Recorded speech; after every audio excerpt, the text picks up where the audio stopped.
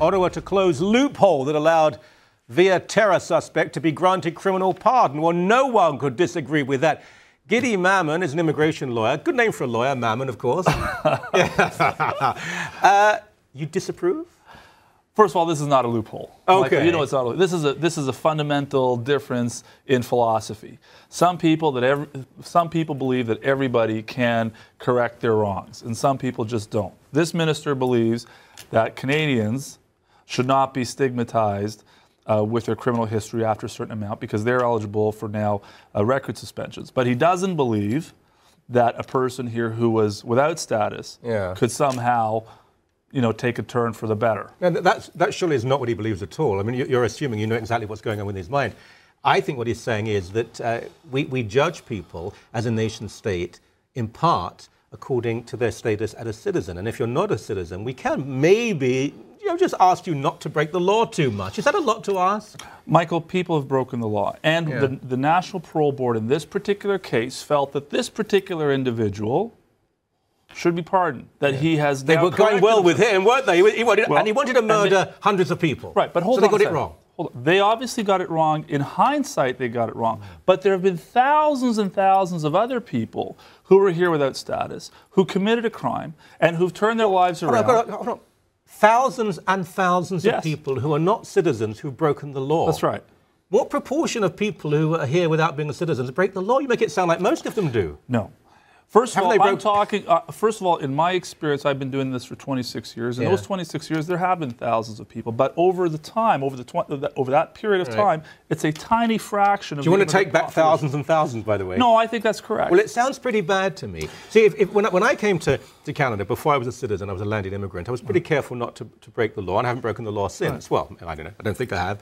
You go to a country and you want to work hard and obey the law. I'm not saying some petty little thing that you might have done that wasn't entirely appropriate, but you observe the law. If you don't observe the law, it indicates that maybe you won't be a model citizen and maybe you shouldn't be. But that would be, I think, refuted by the facts. We have lots and lots of people who have become Canadian citizens, who have, for example, had a criminal past, a minor criminal past, which now is enough to make you criminally inadmissible to Canada, and who's done just fine. Now, when I came, I married a Canadian. That's the best way to do it, by the way. But I married a Canadian. I remember must marry Bernadette Barber within 90 days. And I think it was 2 years or 3 years I became a citizen. Right. So today, what is it, 2 or 3 years before, as a landed immigrant? 3 years. 3 years. In that 3-year period, and I understand it's pretty draconian, but the people of Canada, through their government, ask you, in that 3-year period, could you please not break the law? Right. Now, I understand apparently thousands and thousands of people just can't do it. The temptations are too great. What are these minor laws they might break? Well, for example, I have one fellow right now. He was in a club having drinks with some friends. He wanted to smoke, can't smoke inside. Goes outside in the parking lot. It's too cold to smoke outside, so he goes into his car. He smokes in his car. Police come knock on the door asking for a breath test. He wasn't driving, wasn't doing anything. Here's a person who's now charged with failed to provide a breath sample. Why did he not do it? He thought he was doing nothing wrong. He's sitting in his car. And keep in mind, he's coming from a foreign country, and he cannot understand from a European country. Which one? I don't think I'm going to mention that. But I'm from Europe. I mean, which European country where the police would... No, I'm sorry, but if the cops say to me... Look, the cops drive me crazy a lot of the time. I understand that. Well, why don't we take this example? There's an equation, okay? They protect me at the same time. Occasionally, they'll be a little bit annoying to me. I want a breath test. They don't do it for no reason. Middle of the night? It was in the evening sometime. Okay. They think, well, we have some concerns here. They want a breath test. You give it to them. You're not over the limit? Off you go. Michael, listen. The point that I'm trying to make is that we have laws that are unfamiliar to some people. There's lots of countries, very normal countries, that do not criminalize drinking and driving. It's a highway traffic act. It's a small police matter. It's a driving ticket. Depends how much you've been drinking. But in Canada, we criminalize that behavior, and it's not every country that does that. So that's unfamiliar to some foreigners. Well, you said Europe. In Scandinavia, you can go to prison for that. In Scandinavia, but not in every country, Michael. But you mentioned Europe. Now, Western Europe, in pretty much every country, you'll be in real trouble. You're telling me that he just said, oh, I'm not sure about this. Your laws are unfamiliar to me. Well, if you're not a citizen, you've just arrived, I think you should listen to the cops. I'm not saying that in every case the police are right here, but you're painting a picture. And I think most people watching would empathize with me when they say, you're coming to Canada, we're going to give you this great country to be part of.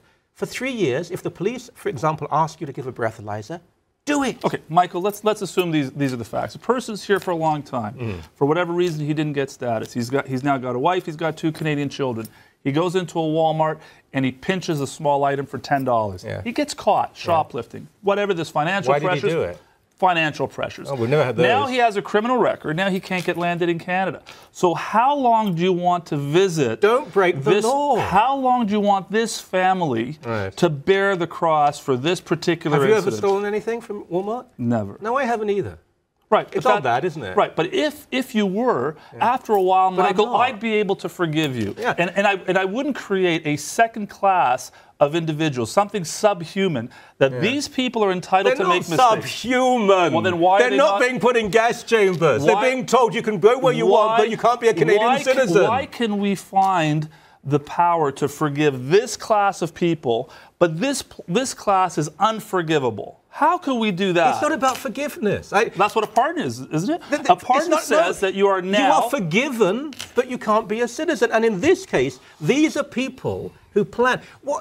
I don't want to be emotive about this, but if, God forbid, this had succeeded, and hundreds of people were dead, and thousands of people were affected, you would still say, well... You're going to change the entire law for one case. That's bad They claim there are many cases. Michael, you still haven't You've given me one example. You haven't answered my example, though. I've asked you a question. In this scenario where the person has a wife and 2 kids and he goes and he steals something from the Walmart, are you going to tell me he is going to remain inadmissible to this country forever, regardless of how he changes his behavior? Is that what you want us to do? I wonder why a man with a family and children will steal from Walmart. I'm giving you an example. I want responsibility, and I'm still in shock that you said thousands and thousands. There have been thousands. I thought it was a handful. No. But if over the years, it's been thousands. But if so many people, what we have to do, what I conclude from this conversation, we have to be a lot stricter with who we let into Canada. Because if people are going to come to Canada and within a 3-year period they can't resist the temptation to break the law, I think you don't come here in the first place. Michael, it's not a 3-year period. This guy was not here for 3 years. Never break the law. Yeah, that's sure. That's the ideal. And if you do break the law, there's a very good chance that the judges that are seldom incredibly right-wing will listen to you, and we can have some sort of compromise where you won't have a criminal record. But you know what? Unfortunately, right now there is no flexibility in the system that we have. Oh, there is. There's flexibility. A judge will frequently say, "Well, if I give you this conviction, it could be a criminal record. If I don't, what happens to what about mandatory sentencing? What about conditional that we're now discharging? very fond of? You're saying that judges never have a right to give a conditional discharge? There are some charges that are not eligible for conditional discharge. For most minor ones, you can always get a conditional discharge. You're talking about more serious offences. Right. But if you do commit one of those, no, you shouldn't be in Canada. Forever. If you're not a Canadian and you commit a serious offence, I'm afraid there's another country for you. So, for example, in this particular case, this guy was apparently convicted of a fraud. So if he committed a fraud... The one who went on to try and blow up the Via Rail train. That's right. Yeah. So now a person who commits a fraud, let's say a credit card fraud... Where was he from? This individual, I understand he's a stateless Palestinian, if I understand correctly. Well, Palestinian can go to many places. You know, when you try to build immigration policy on one set of facts, you're going to run into a lot of trouble. I think we're both doing that, but I appreciate it. Thank you very much. Pleasure, Michael.